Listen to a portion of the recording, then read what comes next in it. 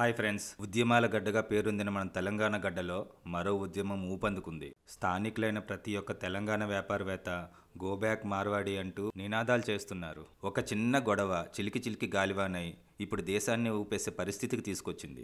అసలు ఏంటా గొడవ, ఇంతకీ ఏం జరిగిందనేది ఈ వీడియోలో తెలుసుకుందాం. వీడియో నచ్చితే లైక్ చేయండి, షేర్ చేయండి, ఛానల్ని తప్పకుండా సబ్స్క్రైబ్ చేయండి. మీ సపోర్ట్ నాకు మరిన్ని ఇన్ఫర్మేటివ్ వీడియోలు చేయడానికి ఉపయోగపడుతుంది. జూలై 31న మోండా మార్కెట్లో ఒక దళిత వ్యక్తికి ఎస్కే జ్యువెలర్స్ యజమాని అల్లుడికి పార్కింగ్ విషయంలో గొడవ చెలరేగింది. మాట పెరిగి ఆ గొడవ కొట్టుకునేదాకా వచ్చింది. ఆ దళిత వ్యక్తి మీద జ్యువెలర్స్ యజమాని అల్లుడు కాకుండా వారి కుటుంబ సభ్యులు కూడా దాడి చేయడంతో అతనికి స్వల్ప గాయాలయ్యాయి.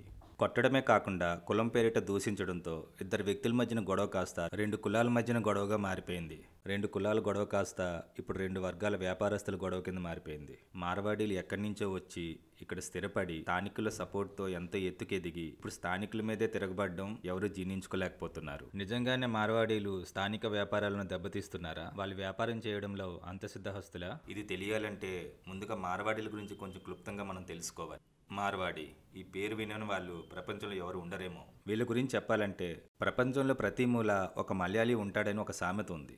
మలయాళీ ఉంటాడో లేదో తెలియదు, కానీ మార్వాడి అయితే ఖచ్చితంగా ఉంటాడు. వీళ్ళు బిజినెస్ తెలివితేటల ముందు ఎన్ని MBAలు చదివినా, ఎన్ని బిజినెస్ మేనేజ్మెంట్ కోర్సులు చేసినా సరిపోదు. ముఖ్యంగా వీళ్ళు రాజస్థాన్కి సంబంధించిన వ్యక్తులు. అది ఎడారి ప్రాంతం కావడం వలన వ్యవసాయం చేయడం కష్టం కావడంతో మిగతా వ్యాపారుల మీద దృష్టి సారించడం మొదలుపెట్టారు. అలా భారతదేశం అంతా విస్తరించి చిన్న చిన్న వ్యాపారాలుగా మొదలుపెట్టి వాటిని పెద్ద వ్యాపారాలుగా మలుస్తూ అంచెలంచెలుగా ఎదిగి ఇన్ని కోట్లు సంపాదించే స్థాయికి వారు చేరుకున్నారు. మార్వాడీలు డబ్బుంటే వ్యాపారం చేస్తారు, డబ్బు లేకపోయినా ఇంకొక మార్వాడి సహాయం తీసుకొని వ్యాపారమే మొదలు పెడతారు. మనకి ఎక్కువగా మార్వాడీలు అనగానే బంగారం వ్యాపారవేత్తలే గుర్తుకు వస్తారు. కానీ ఈరోజు దేశంలో ప్రతి ముఖ్యమైన వ్యాపార రంగంలో యజమానులుగా వీళ్ళే ఉన్నారు. బజాజ్ గ్రూప్ చైర్మన్ ఒక మార్వాడియే, ఆదిత్య బిర్లా గ్రూప్ చైర్మన్ ఒక మార్వాడియే, ఓయో హోటల్ గ్రూప్ చైర్మన్ ఒక మార్వాడియే. అంతేకాకుండా Flipkart, lens cart, Zomato, Myntra ఇలాంటి వీటిల్లో కూడా కోఫౌండర్స్ కింద మార్వాడీలే ఉన్నారు. వాళ్ళు చేసేది ఒక్క వ్యాపారం కాదు.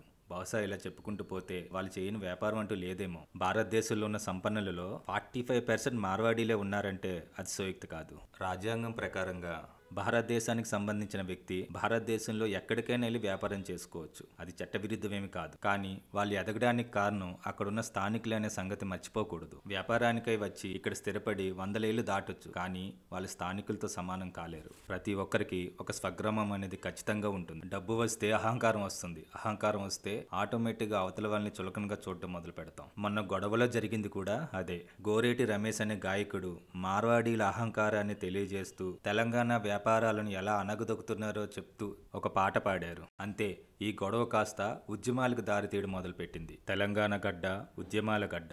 కొన్ని ఉద్యమాలు సత్ఫలితాన్ని ఇస్తే మరికొన్ని ఉద్యమాలు మధ్యలోనే ఆగిపోయాయి. ఇంకొన్ని ఉద్యమాలు మాత్రం అలా కొనసాగుతూనే ఉన్నాయి. ఆ కోవాకే చెందింది ఈ గో బ్యాక్ మార్వాడి ఉద్యమం. మార్వాడీల వల్ల లోకల్ వ్యాపారస్తులు నష్టపోతున్నారని, వారి వల్ల ఇక్కడ బ్రతకడం కష్టమవుతుందని, మార్వాడీ షాపుల్లోకి వెళ్లి ఎవరు ఏమీ కొనొద్దని, మార్వాడీలు ఎవరు తెలంగాణలో ఉండకూడదని గో బ్యాక్ మార్వాడి అనే ఉద్యమం మొదలుపెట్టారు. తెలంగాణ వ్యాపారులంతా గో బ్యాక్ మార్వాడి అంటూ బంద్లు ఉద్యమాలు చేయడంలో వాళ్ళ కారణాలు వాళ్ళకి లేకపోలేదు.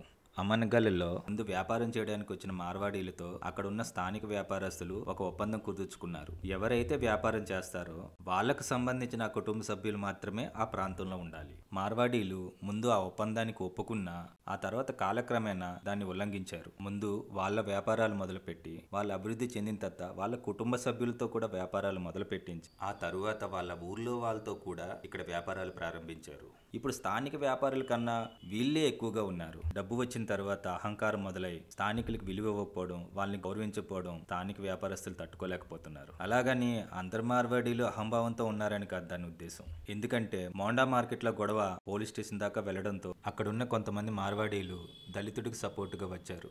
ఈ ఉద్యమాన్ని ఎలా ఉధృతం చేయాలని ఆయా సంఘాల నాయకులు ప్రయత్నిస్తున్న సమయంలో ఒక షాకింగ్ న్యూస్ బయటకు వచ్చింది. ఏ గొడవని బేస్ చేసుకొని ఇది కాస్త ఉద్యమం కింద మారిందో ఆ గొడవలో ఒకడైన దళితుడు సాయి మీడియా ముందుకు వచ్చి అతనికి ఈ ఉద్యమానికి ఎటువంటి సంబంధం లేదని, ఎవరైతే ఆ యజమాని అతని మీద చేయి చేసుకున్నాడో అతనికి క్షమాపణలు చెప్పాడని సాయియే కాకుండా దళిత సంఘాల నాయకులు కూడా చెప్పడం జరిగింది. ఇది ఇంత పెద్ద ఇష్యూ అవుతుందని వాళ్ళు అనుకోలేదని వాళ్ళు చెప్పడం గమనార్హం.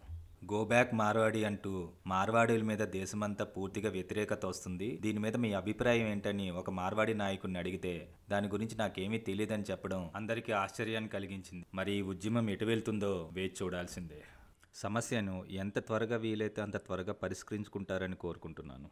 మరి ఈ ఉద్యమం మీద మీ యొక్క కామెంట్స్ ఏంటనేది కింద కామెంట్ సెక్షన్లో తెలియజేయండి. వీడియో నచ్చితే లైక్ చేయండి, షేర్ చేయండి, సబ్స్క్రైబ్ చేయడం మాత్రం మర్చిపోకండి. మీ యొక్క సపోర్ట్ నాకు మరిన్ని ఇన్ఫర్మేటివ్ వీడియోలు చేయడానికి ఉపయోగపడుతుంది. మరో ఇంట్రెస్టింగ్ వీడియోతో మళ్ళీ కలుద్దాం. జై హింద్.